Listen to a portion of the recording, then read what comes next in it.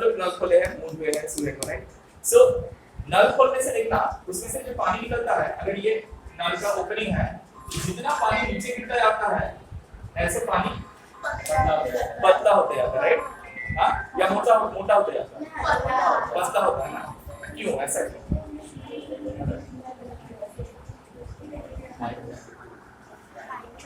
Do this. हाँ. So the question was if you allow the water to fall from a tap, then as it falls down, it becomes a little thinner. Why does it happen so? ऐसा क्यों होता है? तो ये तुम लोग भी बता पाओगे। और कोई ये भी क्वेश्चन है कि अगर हम लोग टैप का मुंह आधा बंद कर देते हैं तो उसमें पानी बहुत जोर से निकलना शुरू हो जाता है, जोर से निकलता है, राइट? क्यों ऐसा क्यों होता है? The very simple reason is equation of continuity. Equation of continuity. Okay, so we are starting off with fluids in motion and we are still stuck to ideal fluids, okay? Not real fluids.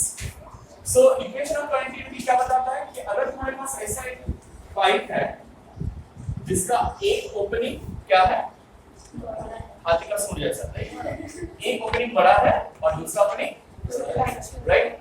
मान लो यहाँ से पानी अंदर जा रहा है और यहाँ से पानी बाहर निकल रहा है, राइट? इनमें का गैस कहाँ पर पानी का वेलोसिटी ज्यादा होना चाहिए, इनलेट वाटर या आउटलेट वाटर? सबको मालूम है क्यों, वो छोटा एरिया है, राइट? लेकिन क्यों ये बताओ? नहीं, ये हम लोग सोचते हैं ऑलवेज फोर्स, वेलोसिटी बढ़ गया मतलब फोर्स, और कुछ नहीं हो सकता है। ज्यादा फोर्स नहीं होता है। डू यू नो कि पानी जब ज्यादा स्पीड से मूव करता है वहां पर प्रेशर घट जाता है। यस, यहाँ पर प्रेशर एक्चुअली कम होता है, यहाँ पर पानी का प्रेशर ज्यादा होता है। हम लोग सब सोचते हैं टैप का आधा मूव बंद करते प्रेशर बढ़ जाएगा तो पानी जोर से आएगा ना, नहीं, प्रेशर नहीं बढ़ता है। तुम इसको रोक लेते हो, एरिया छोटा कर देते हो, इसीलिए पानी ज्यादा दूर से होता है। क्यों? बहुत सिंपल सा चीज है। मुझे बताओ, अगर यहाँ पर area of cross section A1 है और यहाँ पर area of cross section A2 है, मान लो वेलोसिटी ऑफ लिक्विड यहाँ पर V1 है, यहाँ पर वेलोसिटी ऑफ लिक्विड, राइट? तो t टाइम में कितना डिस्टेंस ऑफ लिक्विड अंदर जाएगा? अगर यहाँ पर वेलोसिटी ऑफ लिक्विड v1 है, देन इन टाइम t ये लिक्विड कितना डिस्प्लेस करेगा सामने? मान लो टाइम बहुत छोटा है, छोटा सा टाइम t है। अरे हाँ, लेकिन वैल्यू कितना होगा उसका? वेलोसिटी v है, टाइम t है, तो डिस्प्लेसमेंट कितना है?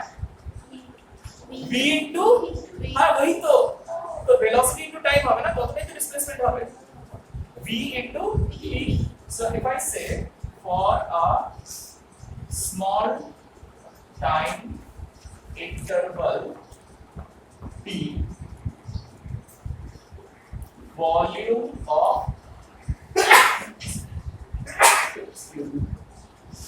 of liquid going inside is equal to what? Concentrate करो. How do you find out volume of a cylinder?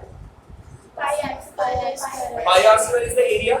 সেটা এখানে a আর h কি the height. তাহলে আপনি যদি বলি যে একটা small amount of time t তে এতটা height of liquid ভেতরে যাচ্ছে, তাহলে এই হাইটটা কত হবে? v1 into, can I say that? This distance covered in time t will be v1 into t. So this distance covered into area will give you the volume of water going inside it. देखो समझ आ रहा है? Right? Area of cross section. Pi r square h होता है ना, तो pi r square is a and h is v1. So volume of liquid going inside is a1 v1 into, हाँ यहाँ तक समझ में आ रहा है सब लोग को? हाँ यार,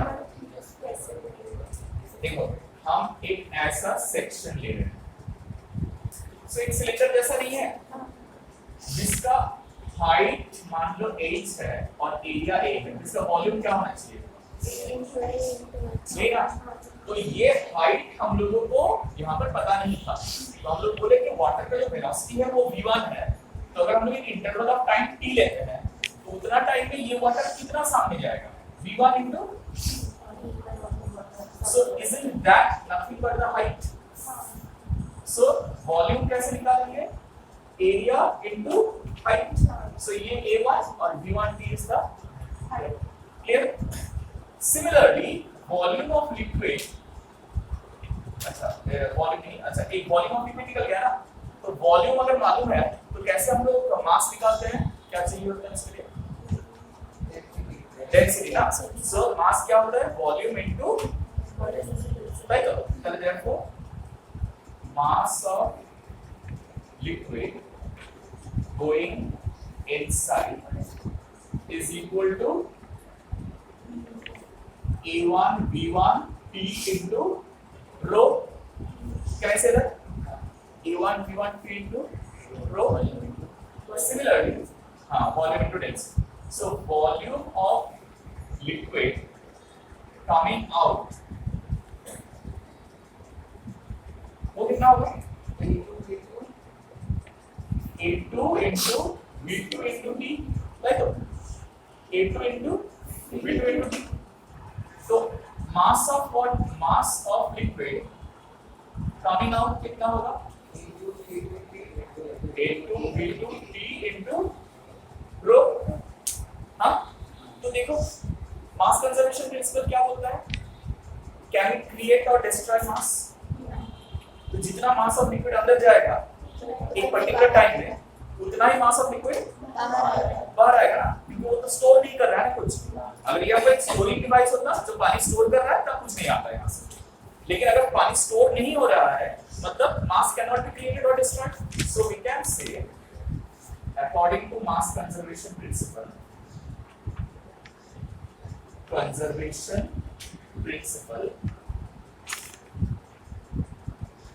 mass of liquid going in is equal to mass of liquid coming out, right? Mass of liquid going in is equal to mass of liquid coming out. तो क्या इक्वेशन बना सकते हैं? बोलो A1 V1 T rho equal to A2 V2. तो T और T दोनों से काट सकते हैं. तो क्या मिलेगा? A1 V1 equal to, this is called equation of continuity. अब मुझे बताओ, जहां पर वेलोसिटी ज्यादा होगा वहां पर क्या होना पड़ेगा? दोनों का प्रोडक्ट सेम रहना पड़ेगा ना. तो जहां पर वेलोसिटी ज्यादा होगा वहां पर, जहां पर एरिया ज्यादा होगा वहां पर वेलोसिटी कम. क्लियर है? इसीलिए टैप से जब हम लोग खोलते हैं, जहां पर खोल रहे हैं वहां पर लिक्विड जो पानी जो है वो टैप के अंदर जितना पानी था उतना ही वेलोसिटी से आ रहा है, तो वो मोटा था. लेकिन जितना वो नीचे गिरता है एक्सीलरेशन ड्यू टू ग्रेविटी के कारण उसका स्पीड बढ़ता है या घटता है? स्पीड बढ़े जाए तो अगर किसी कम स्पीड जो भी बढ़े जाए तो एरिया का क्या होगा? Change the things. समझना है? पाइप का मुंह आधा बंद कर देते हैं तो उसमें एरिया क्या हुआ? तो वेलोसिटी क्या होगा? इसलिए जोर से पानी निकलता है, प्रेशर नहीं बढ़ता. समझ में आया ना? डोंट हैव दिस मिसकंसेप्शन कि पानी का पाइप का मुंह आधा बंद कर देने से प्रेशर बढ़ जाता है. प्रेशर नहीं बढ़ता है, उसका एरिया ऑफ फ्लो घट जाता है, इसलिए वो स्पीड से निकलता है. सिमिलरली पिचकारी, हम लोग जो पीछे से पिस्टन को पुश करते हैं वो धीरे धीरे जाता है ना अंदर, लेकिन पानी कितना जोर से निकलता है. क्यों? क्योंकि उसका मुंह बहुत छोटा हो जाता है और जहां पर पानी इसके अंदर है पिचकारी के अंदर वो बहुत ज्यादा डायमीटर का है, वो धीरे धीरे जाता है. लेकिन इधर पानी बहुत तेज से निकलता है क्योंकि एरिया छोटा है ना, तो ज्यादा पानी निकलना पड़ेगा, नहीं तो पानी कंप्रेस हो जाए तो नहीं हो सकता है, क्योंकि हम लोग आइडियल फ्लूइड से डील कर रहे हैं. That clear? हां या ना? बताओ. इक्वेशन ऑफ कंटिन्यूटी समझ में आया सब लोगों को? Clear? Well, the next thing is Bernoulli's theorem. अच्छा, एक चीज मैंने नहीं लिखा, थोड़ा लिख लेना यहां पर. मतलब A1 V1 और A2 V2 क्या है वो मैंने नहीं लिखा. बहुत अहम चीज है इसका. A1 is area of cross section of inlet. V1 is the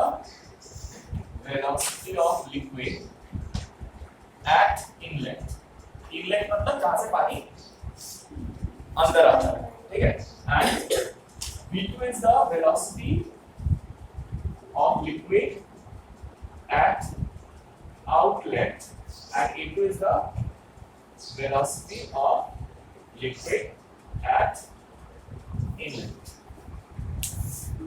Sorry, outlet. Oh, right. Cross section of liquid at outlet. Cross section of liquid at outlet. Clear?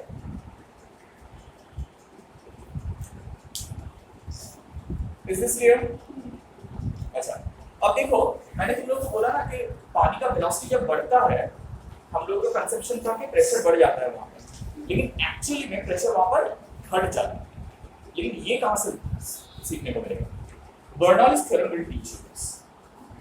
अच्छा, एरोप्लेन जो चलता है ना उसके लिए एक रनवे चाहिए होता है।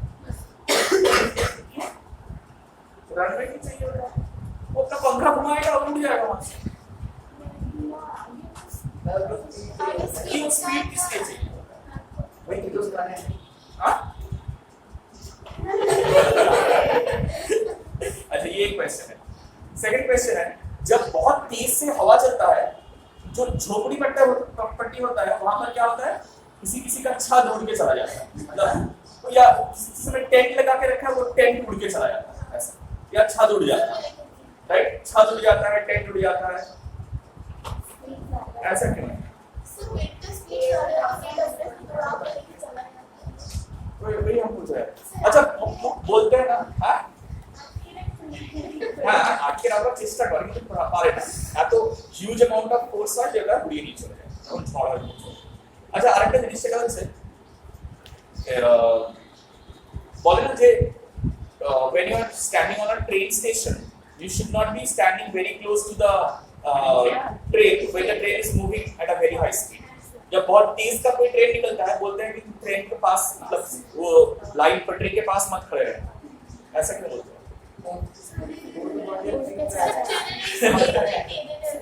उड़ के चला जाएगा ऐसा नहीं है। You know what happens when the acting टेने में क्या टेने में टेन टाइम पे क्या যাচ্ছে যা so that is খুব সিম্পল एग्जांपल বলছি। এই জিনিসটা আমার মাথায় কোনোদিন ঢুকতো না। আমি ভাবতাম ট্রেনটা যাচ্ছে, ওখানে যাবে যখন এয়ারটাকে তো সরিয়ে যাবে না, তা এয়ারটাকে যদি সরিয়ে যায় তাহলে এয়ারটা তো ধাক্কা দেওয়া হচ্ছে, টেনে নেবে কেন? Because the pressure decreases. The pressure decreases out there. ठीक है? थैंक यू ना बेटा, छोटा चीज रखा हुआ है नहीं चलेगा।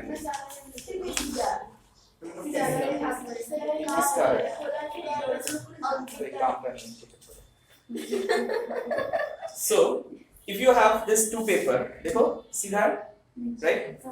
Now if I blow air through it, देखो क्या हो रहा है? इसका मैंने डिस्टेंस दोनों पेपर के बीच में सेम रखा है, ठीक है? ऐसा नहीं कि सामने कम पीछे ज्यादा।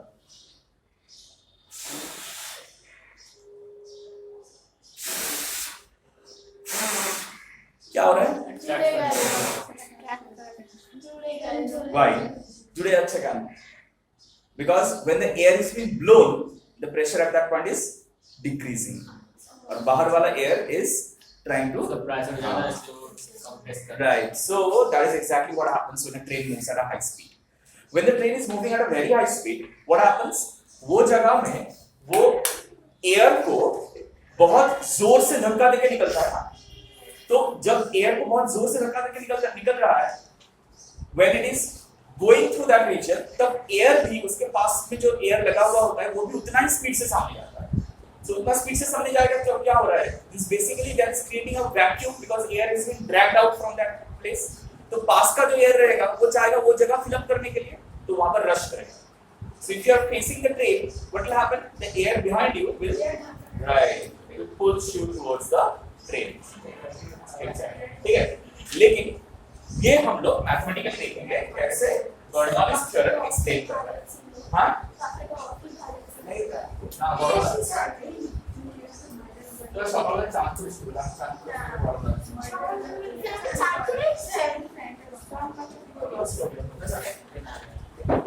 रोज कोई ऐसे काम करता है। अच्छा ठीक है, let's do Bernoulli's theorem. Keep the heading.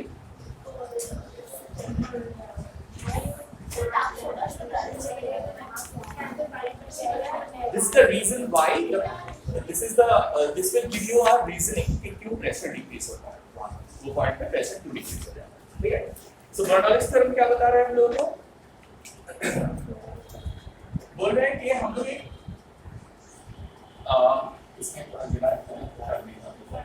say we have a non-uniform fluid flow। non-uniform fluid flow मतलब एक जगह में ज्यादा, एक जगह में कम एरिया ऑफ क्रॉस सेक्शन, और दोनों का हाइट भी सेम नहीं है, अलग अलग जगह का हाइट है, ठीक है। मान लो ये एक रेफरेंस लेवल है ग्राउंड, ये पॉइंट का area of cross section A1 है, यहाँ पर वेलोसिटी ऑफ लिक्विड V1 है, और इसका हाइट जो है मतलब ये पॉइंट का सेंटर का जो हाइट है ये H1 है। सिमिलरली यहाँ पर area of cross section A2 है, velocity of liquid coming out V2 है, और ये पॉइंट का जो हाइट है, सेंटर का जो हाइट है वो H2 है, ठीक है। तो हम लोगों को ये क्वांटिटीज के बीच में कुछ रिलेशन निकालना है। अभी तक जो लिक्विड के साथ हम लोग डील कर रहे हैं, क्या टाइप ऑफ लिक्विड है ये? आइडियल लिक्विड में क्या नहीं होता है? सबमर्सिबल नहीं होता है, और नॉन विस्कस माने all the forces acting out there are conservative forces, so can we apply right, we can apply the law of conservation of energy। so Bernoulli's theorem is nothing but law of conservation of energy। तो देखो पहले वाला जो equation of continuity था वो law of conservation of mass था, और ये law of conservation of energy. So हम लोग नया कोई सी चीज सीख नहीं रहे हैं, we are just solving problems based on the previous concepts we have already done, right. अच्छा अब जल्दी से मुझे बताओ, अच्छा यहाँ पर और एक चीज बोलना भूल गया मैं, इनलेट में प्रेशर P1 है और आउटलेट में प्रेशर P2 है, ऑलराइट। इनलेट में प्रेशर P1 है, आउटलेट में प्रेशर P2। अब मुझे जल्दी से बताओ, अगर P1 यहाँ पर प्रेशर है, A1 एरिया है, तो फोर्स कितना लग रहा है? How much force is acting on the liquid? F1 force, F1 कितना है, वैल्यू कितना है? F1 is equal to P1 into A1, right? तो F1 is equal to P1 into A1, right? So can you tell me how much work is this pressure force doing? ये pressure के लिए जो force act कर रहा है, ये force कितना वर्क कर रहा है? How do you find out work ना? फोर्स इनटू, अब फोर्स निकल गया P1 इनटू, और डिस्प्लेसमेंट कितना होगा अगर हम लोग एक छोटा सा टाइम इंटरवल t ले रहे हैं तो? अरे वाह, ठीक है, V1 into t, right? So can I say the work done is P1 A1 into V1 t? Yes sir, right? जल्दी से लिखो, work done by the liquid at the entry, work done by the liquid at the entry is equal to force into displacement, is equal to force into displacement, is equal to P1 A1 into V1 T। P1 A1 है हम लोग का force, और V1 T है displacement, right? हाँ यार, right? Who is doing this work?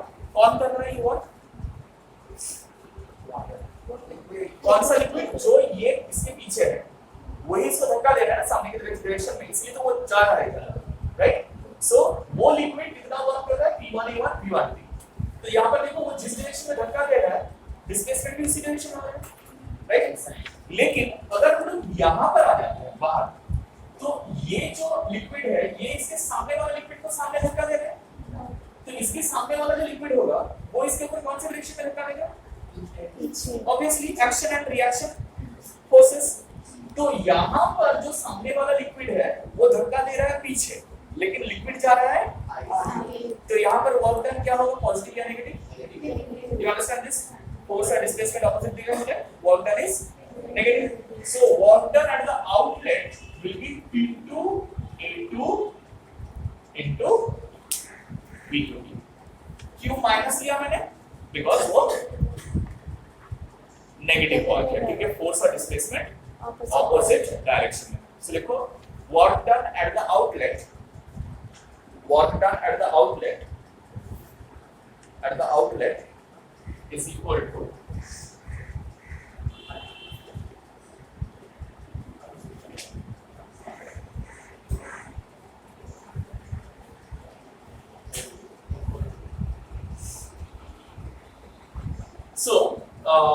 P2A2 into V2D. What did I say? Work done at the outlet is equal to P2A2 into V2D. ये समझ में आया सब लोगों को? So therefore total work done is equal to, जल्दी से बना लो, P1A1 V1T minus P2A2 V2D. Alright?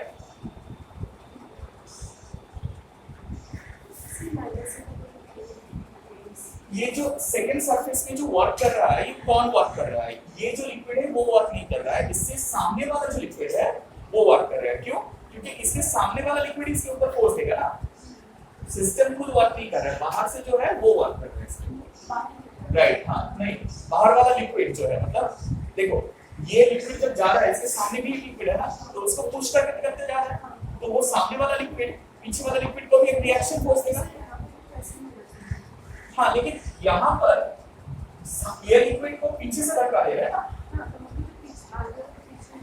नहीं, देखो हम लोग का सिस्टम ये है ना, तो हम लोग वो फोर्स कंसीडर करेंगे जो बाहर वाला चीज सिस्टम के ऊपर दे रहा है, मतलब ऑन द सिस्टम फोर्स लेते हैं हम लोग। बाय द सिस्टम फोर्स लेते हैं क्या? On the system. तो ये लिक्विड के ऊपर इसके पीछे वाला जो लिक्विड है वो कौन सा डायरेक्शन में फोर्स अप्लाई कर रहा है? राइट? और इसके सामने वाला लिक्विड जो है वो इसके ऊपर कौन सा डायरेक्शन में force? Right. The force applied on the system, not by the system. Is that clear? अच्छा, ये हो गया। So work done is equal to this. अब उसका इनिशियल पॉइंट पे काइनेटिक एनर्जी कितना था? अच्छा, डेल्टा के ही है हम लोग, तो फाइनल माइनस इनिशियल करते हैं। तो फाइनल पॉइंट पे काइनेटिक एनर्जी कितना है? हाफ v2 स्क्वायर, क्योंकि फाइनल पॉइंट पे वेलोसिटी v2 है। ठीक है, अब ये m कैसे निकालेंगे? You know mass is volume into, और वॉल्यूम क्या है? v2t into a2, right? So we can write a2 v2t, तो ध्यान से देखो, a2 v2t into rho, this is the mass, और v2 square is what? Is the velocity. So this is the total kinetic energy minus inlet में वही चीज a1 v1 t rho into v1 square होगा। हाँ या ना? Yes और no? ये समझ में आ रहा है सबको? अब एक क्वेश्चन मुझे बताओ, हम लोग इक्वेशन ऑफ कंटिन्यूटी में क्या पढ़े हैं? वो तो यहाँ पर भी होना पड़ेगा, right? a1 v1 equal to a2 v2 होना पड़ेगा। तो ये देखो a2 v2 t a1 v1 t है, तो हम लोग ये a2 v2 के जगह में a1 v1 लिख सकते हैं। सो इसमें half a1 v1 t row into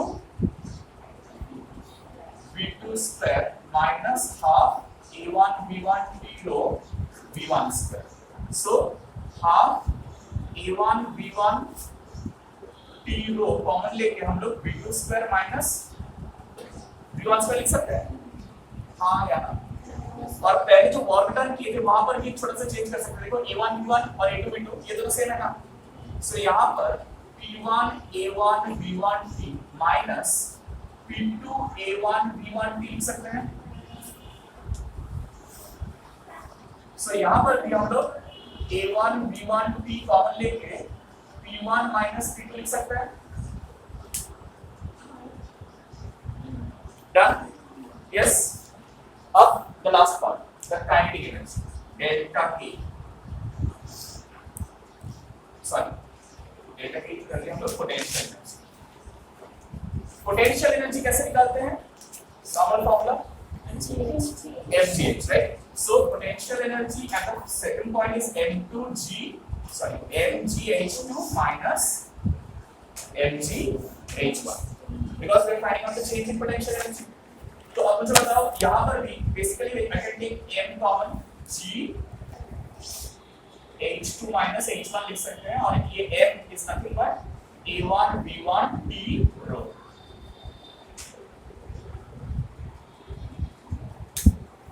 Yes or no? Can I say this? अब conservation of energy principle क्या बोल रहा है? According to conservation of energy, the total work done by external forces brings about the change in kinetic energy plus change in potential energy. So just put back the values. Values put back. तो क्या मिलेगा? A1 V1 T P1 minus P2 is equal to half